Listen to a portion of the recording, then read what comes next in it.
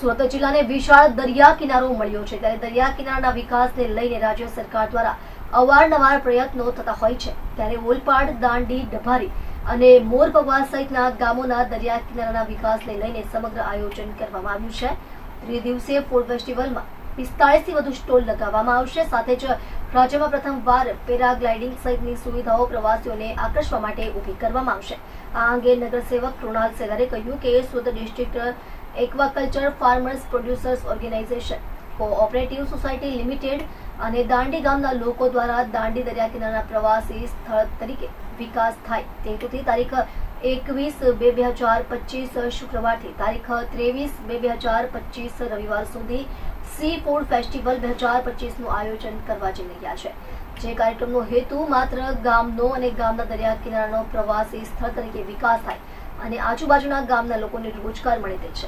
3 દિવસના આ ફેસ્ટિવલમાં અલગ અલગ સ્ટોલ થકી પ્રવાસીઓને સી ફૂડની અવનવી વાનગીઓ પીરસવામાં આવશે। સાથે જ પેરાગ્લાઇડિંગની સાથે સાથે ભારત પાકિસ્તાનની મેચ હોવાથી વિશાળ LED સ્ક્રીન લગાવીને પ્રવાસીઓ દરિયા કિનારે મેચની મજા માણી શકે તેવી વ્યવસ્થા ઊભી કરવામાં આવશે।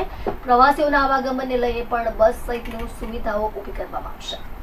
Surat district aquaculture farmers producers society દ્વારા અને દાંડી ગામના રહેવાસીઓ દ્વારા દાંડી ગામના દરિયા કિનારાનો વિકાસ થાય, સુરત શહેરના અને ઓલપાડ ગામને એક નવું પ્રવાસન સ્થળ તરીકે એક દરિયા કિનારો મળે તે હેતુથી સી ફૂડ ફેસ્ટિવલ 2025નું આયોજન થઈ રહ્યું છે।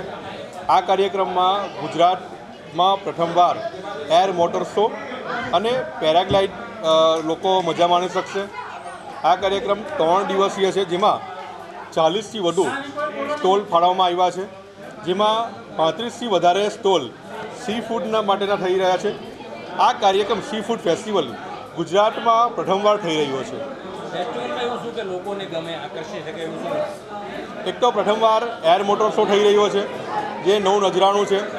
પેરાગ્લાઇડની મજા સુરતના લોકો અને ઓલપાડના લોકો માણી શકશે અને 23 તારીખે જે ઇન્ડિયા પાકિસ્તાનની જે મેચ થવાની છે એ પણ લાઈવ ત્યાં થવાની છે, તો એ પણ મજા માણી શકશે। એમ તો સુરત માટે એવું કહેવાય છે કે સુરતનું જમણ અને કાશીનું મરણ, અને સુરતીઓ ખાણીપીણીના શોખીન હોય છે અને એવું કહેવાય છે કે સુરતીઓ ખાવા પીવા માટે, ખાણી માટે અને પોતાના શોખ માટે કશે પણ જતા હોય છે। તો આ ડુમસ દરિયા કિનારો છે, સુવાલી બીચ છે, ડભારી બીચ છે, તે રીતે દાંડી બીચ પણ જો ડેવલપ થાય તો સુરતીઓની મજામાં એક વધારો થશે, નવું નજરાણું મળશે અને જે રીતે સુરતી પબ્લિક છે જે નોનવેજમાં પણ જે સી ફૂડ છે તેના પણ શોખીન હોય છે, તેને માટે પણ આ એક આકર્ષક વસ્તુ છે।